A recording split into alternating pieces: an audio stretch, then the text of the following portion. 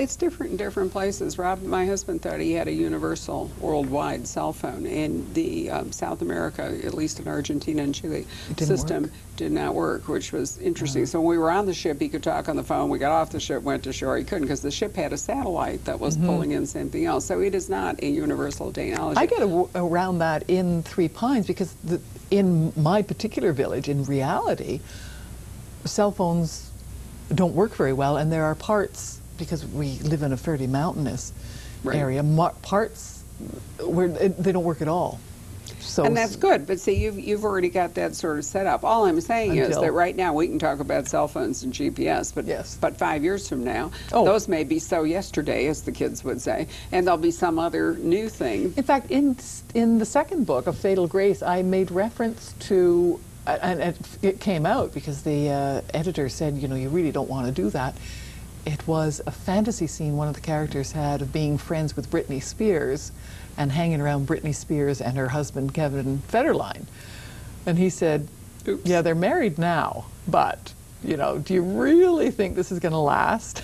Well, and I was actually resistant, and then I realized, no, he's right. So I kept in the Britney Spears thing, and sure enough, before the book even came out, that would have been dated. Yeah. Well, that can do it. I learned a long time ago as an editor to beware specific sums of money. That can really date a book in a hurry. If you've got a ransom, if you've got a prize, if you've got a bank robbery for X, if you've got hiring a hitman for Y, if you have an insurance policy, you know, all of that stuff dramatically changes. And so it is, you know, sometimes... And yet there's a charm to it. I have to say, when you were talking about reading Agatha Christie, I'm just rereading one now, and it's a very early one. And I love hearing that they bought dinner for 2 shillings or something that would be... Or Lord Peter drove a Lagonda, you know, and all that. But see, those are, in your mind, those are not present. No. Those have safely moved into the past, and so all of that becomes charming and sort of artifact, you know. That is true, but times are changing so fast now, aren't they? It's very but I do think that it has become more difficult to write mysteries that work in a technological, I think particularly the traditional, which rely less on, rather than the cops thing, where they do rely heavily on technology. They do, and the private eye and the cop thing. You know, it used to be that the guy that had your back in a private eye novel was going to be like Archie Goodwin, like Man for Nero Wolfe. And now, you know what it is? It's a geek. It's some guy, you know, who mysteriously is able to hack into every known computer system and, you know, whatever it is. So that has all evolved. The kind of book you're writing probably is safer. Both in terms of location and the fact that you probably, you know, Gamache isn't having to do that kind of thing, or he can have people doing it, and you can use more traditional murder methods. And and you're quite right, that's exactly. His method is that he feels that murder is deeply human. Right. The act, the murderer is human.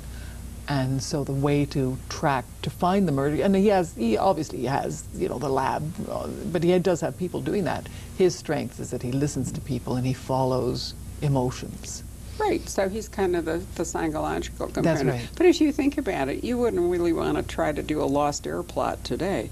One of my favorite books is Brat Farrar by Josephine Tey. I absolutely love that book. Today, think about what's the Dickens thing that, you know, goes on forever, the Bleak House, or Bleak House, exactly, the Tichborne claimant and all of that. You know, it's just you couldn't. No, you're quite right. Brat Farrar could never work because you do a DNA or whatever it's called. So you never have all that wonderful stuff. You know, is he really there? Is he not? You know, and I sort of mourn that in a way, because there were some really wonderful classic crime novels and conventions that are gone with the wind. So you just have to do other stuff. You see yourself, I think, though, as committed to this series. I didn't see in you a sort of look like you're about to give birth to some other story. That sort of pregnant look that can I just think I'm just damn lucky to have glommed onto this one. So I'm holding on to it. No, I think you just have a lot to say about it, and I'm not sure. Thank you, I do, and I love it. I love these characters. I love the main character. I love the setting. And so far, so good. And we'll see. But it seems to have, for me internally, legs. And it gives me great pleasure. It really does. I have just immense fulfillment. And it allows me to say everything I want to say as a writer. This particular series, and I have absolutely no need to write something else. But, you know, I'll see, but I'm not looking. I'm not. A story hasn't yet spoken to you. It might No. sometime that will not fit it. the baggage or design. Because, I mean, That's right. every gamache you write is that much more baggage that goes along with it. And sometime, I've seen this happen a lot over the years talking to authors, some story will occur to you in which all that baggage is just too heavy. And Well, it doesn't work. I sometimes think, because Gamache is clearly a man of this day and age. He's not a Neanderthal. He has no desire to turn his back on technology. He just happens to, these are the crimes that we follow right now, but he's solving other crimes around the province. He's a smart, thoughtful, intelligent man.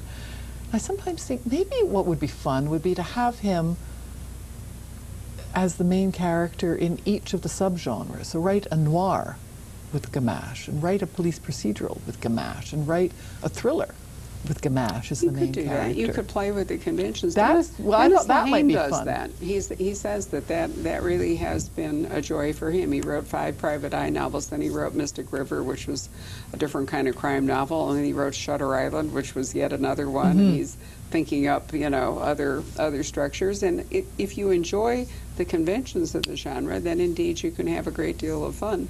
I think playing with them. I think the 6th one, which I'm just going to research in Quebec City, because it's set in Quebec City and not in a village, right. I think it will be more, I see it more as a police procedural. Sure, it's an urban rather That's than a right. village book. Where did you decide, I mean, the idea of Three Pines really has been so clever. And you sink into it. In fact, even in Rule Against Murder, although you're in Manoir Bellechasse, a valley away, you do have 2 characters from Three Pines who anchor the book to some route, tie the book to the village. Why Three Pines? Why rather than Montreal, where theoretically he's stationed? A couple of reasons. He's with the Sûreté de Québec, and the Sûreté's mandate is as a police force outside of the major urban cities. So sort of like a sheriff's department. We were in talking the about that United last States? night. That's right. Right. More like that. So he couldn't legally investigate a crime in a major urban Because city. you'd have a police and a police That's chief. right. As Montreal opposed has to, its own homicide squad. Right.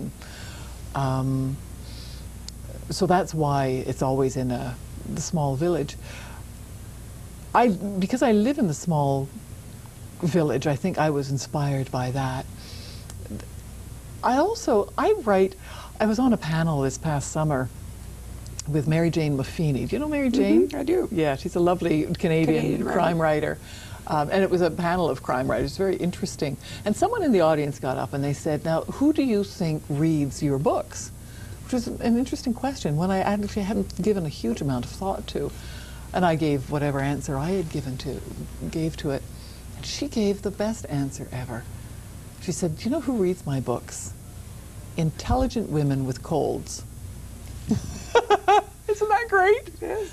And that's how when I am feeling ill, either just because the world has been mean or because I am actually ill, I take to my bed and I get my Diet Coke and I get my vat of gummy bears and I get my traditional mystery. And it has given me so much comfort through my life in difficult Sure. times. I wanted to give that to other people. So I thought the best way to do that for me isn't to write about a murder in a big city and all that, the darkness that goes with it. I wanted to create this idyllic, beautiful, calm, peaceful, lovely village that I would choose to live in and that other people perhaps yearn for. I suspect the vast majority of my readers, and I may be wrong, but I suspect a lot of them are urban professionals who are getting tired of the city, who have that dream of a life in the country. So it's an escape in, It's an escape. its own way. Exactly. I don't know that I would say that, it's women. I No, think that's there true. are unisex writers, as they call them. Tony Hillerman's is a classic example.